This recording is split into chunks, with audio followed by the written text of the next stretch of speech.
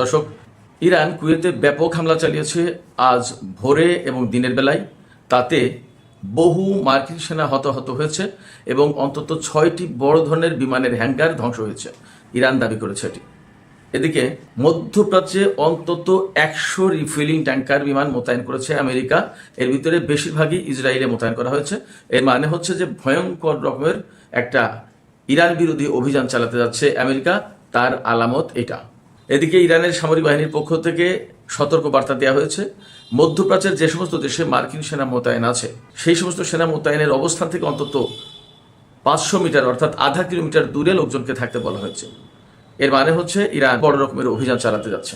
আরও একটি গুরুত্বপূর্ণ খবর আছে, বাহরাইনে ইরান হামলা চালিয়ে অ্যামাজন ডাটা সেন্টার পুরোটা ধ্বংস করে দিয়েছে, এই দাবি করেছে ইরানের আইআরজিসি। এদিকে হরমুজ প্রণালী দিয়ে তেল পরিবহন করতে হলে জাহাজগুলোকে অবশ্যই চীনা মুদ্রা ইউয়ানে ইরানকে টোল দিতে হবে বলে ইরানের পক্ষ থেকে ঘোষণা করা হয়েছে, এমন খবর সামাজিক যোগাযোগের মাধ্যমে ভাসছে। এছাড়া আরেকটি খবর আছে, আমি দুপুরের ভিডিওতে বলেছিলাম, এখন তার আপডেট আছে। একজন ইসরায়েলি সেনা নিহত হয়েছে পশ্চিম তীরে ইসরায়েল এবং ফিলিস্তিনিদের মধ্যে যে সংঘাত সংঘর্ষ চলছে তাতে একজন ইসরায়েলি কমান্ডার নিহত হয়েছে। সুপ্রিয় দর্শক, এখন এই সমস্ত বিষয় নিয়ে আলোচনা করবো, এর সাথে আরো সাইডের কিছু ছোট ছোট খবর থাকবে। আশা করি আপনারা শেষ পর্যন্ত সঙ্গে থেকে এই আলোচনা উপভোগ করবেন। আর ভিডিও যদি ভালো লাগে তাহলে লাইক কমেন্ট শেয়ার করবেন এবং চ্যানেলটি সাবস্ক্রাইব করে সাথেই থাকবেন। দর্শক চলুন আমরা বিস্তারিত আলোচনা করি। আজ সকালে অর্থাৎ 24শে জুলাই সকালে ইরান কুয়েতে ব্যাপক হামলা চালিয়েছে এবং প্রধান টার্গেট ছিল আলী আল সালেম বিমান ঘাঁটি। এই সমস্ত হামলায় ইরান বেশিরভাগই আরাশ ড্রোন ব্যবহার করেছে।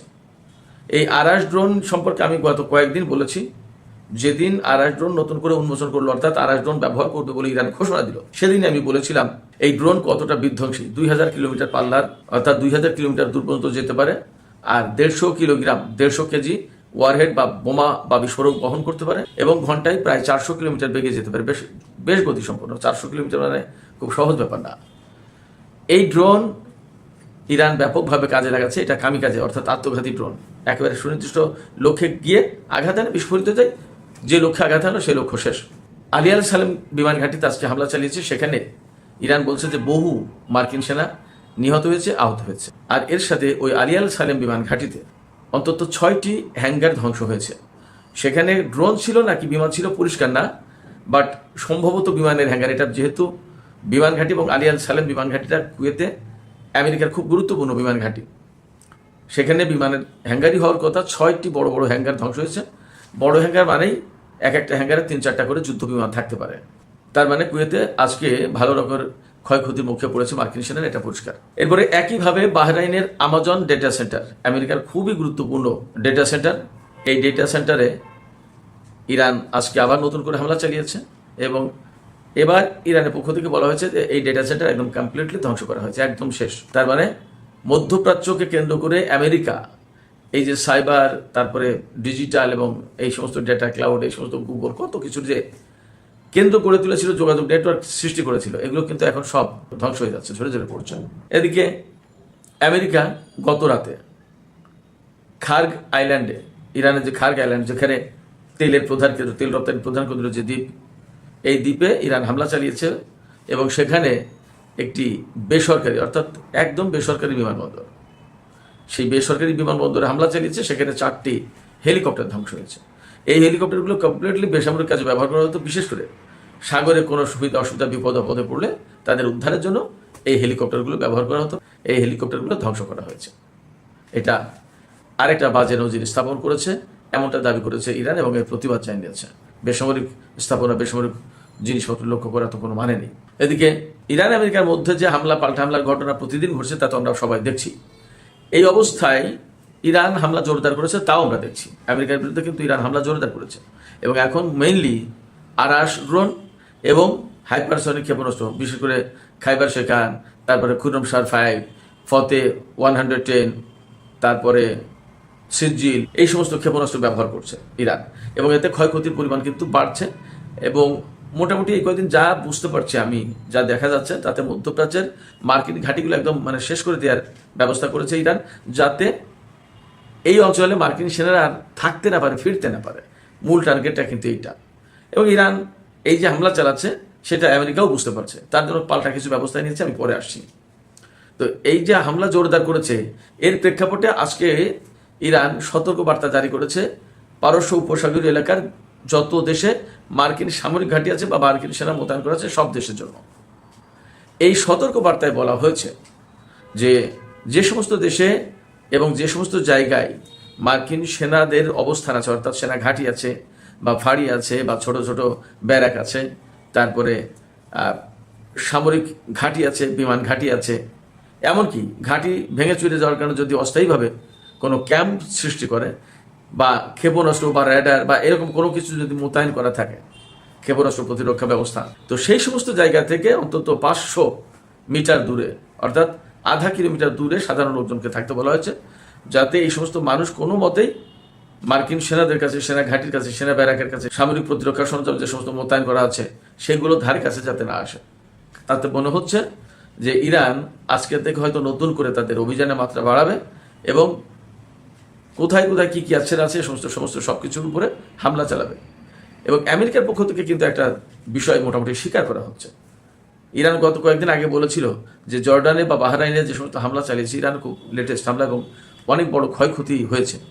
এই সমস্ত হামলার আগে বাহরাইন এবং জর্ডানের লোকজন ইরানকে বিভিন্ন রকমের তথ্য দিয়েছিল, গোয়েন্দা তথ্য, যে এখানে এখানে মার্কিন ঘাঁটি আছে, এখানে এই মোতায়েন আছে, এখানে মার্কিন সেনা আছে, এইভাবে তথ্য দিয়েছিল। পশ্চিমা গবেষকরা, বিশ্লেষকরা বলছেন যে রাশিয়ার কাছ থেকে, চীনের কাছ থেকে যেমন স্যাটেলাইট তথ্য বা স্যাটেলাইটের সমস্ত সুবিধা পাচ্ছে, তার চেয়ে বড় কথা ইরান তাদের নিজেদের সূত্র থেকে এবং তাদের নিজেদের গোয়েন্দা শাখার লোকজনের মাধ্যমে, তাদের সাথে যুক্ত বিভিন্ন দেশের লোকজনের মাধ্যমে ইরান তথ্য পাচ্ছে এবং খুবই অ্যাকুরেট তথ্য পাচ্ছে। এবং সেই তথ্যের ভিত্তিতে ইরান মার্কিন সামরিক বাহিনীর উপরে, মার্কিন ঘাঁটিগুলোর উপরে, মার্কিন সামরিক স্থাপনার উপরে হামলা চালানোর সুযোগ পাচ্ছে।